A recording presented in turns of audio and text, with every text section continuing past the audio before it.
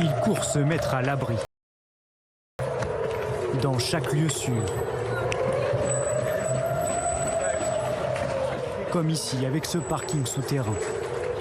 Depuis quasiment une semaine, dans les rues de Tel Aviv, la sirène d'alerte bouleverse la vie des habitants. Apeurés, ils se calfeutrent. En moins d'1 minute 30, les rues sont désertées.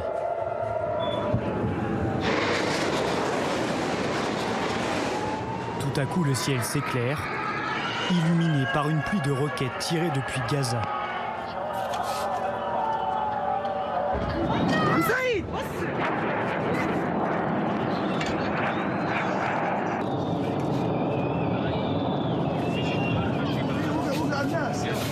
La plupart sont interceptés par le système antimissile israélien, appelé Dôme de fer.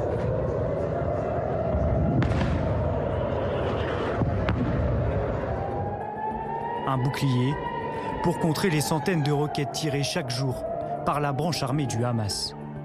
Et voilà à quoi ressemblent leurs munitions.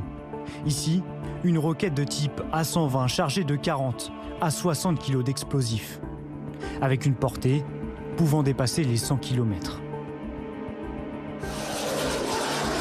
Certaines passent sous les radars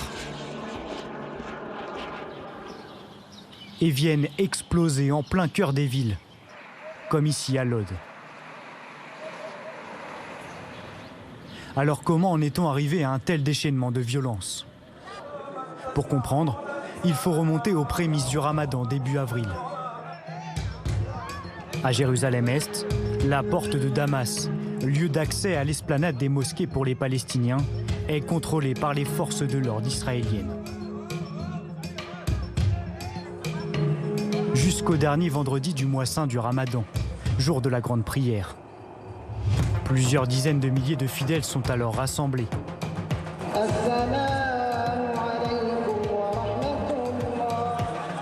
Mais au moment de se disperser, certains manifestants s'en prennent aux forces de l'ordre israéliennes.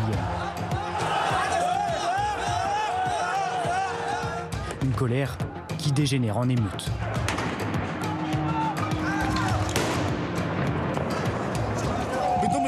Ils ne veulent pas compris. Chaque jour, il y a des affrontements. Chaque jour, il y a des problèmes. Ils nous empêchent d'entrer à l'intérieur de la vieille ville. Pourquoi? Est-ce une vie normale?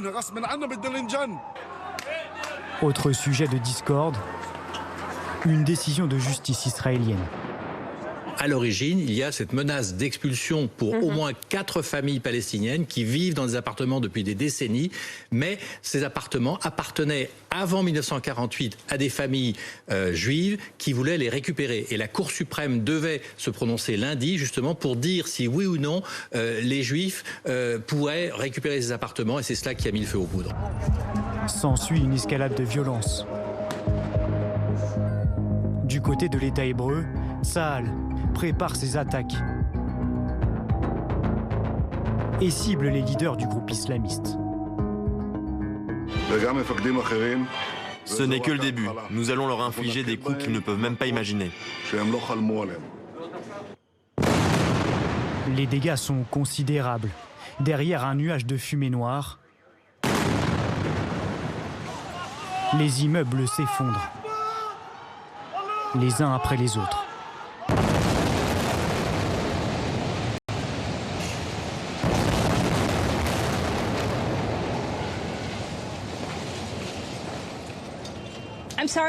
I'm sorry again? En plein direct. Oh my God, yes! Cette journaliste de la chaîne Al Jazeera assiste apeurée à une frappe de l'armée israélienne. Plus d'une centaine de personnes ont déjà perdu la vie dans l'enclave palestinienne. Dans un communiqué, le Hamas reconnaît que plusieurs de ses commandants ont été tués, mais pour autant pas question de reculer, bien au contraire. Si Israël veut une escalade, la résistance est prête. Et si Israël veut arrêter, nous sommes prêts aussi. S'ils veulent cesser d'occuper Jérusalem, nous sommes prêts. Un bras de fer qui ne connaît aucun répit. Des milliers d'hommes de l'armée israélienne sont postés le long de l'enclave, prêts à une invasion terrestre du territoire palestinien. Une rivalité qui s'invite jusque dans la rue. Sur ces images diffusées en direct à la télévision, un homme au volant de sa voiture se retrouve piégé par des militants d'extrême droite israéliens qui le considèrent comme arabe. Sorti de sa voiture de force, il est lynché par une foule furieuse. Ce vendredi, la Cisjordanie a été le théâtre, elle aussi, de violences. Lors d'une manifestation de colère, plusieurs Palestiniens ont été tués. Des affrontements avec l'armée israélienne, les plus violents depuis les années 2000.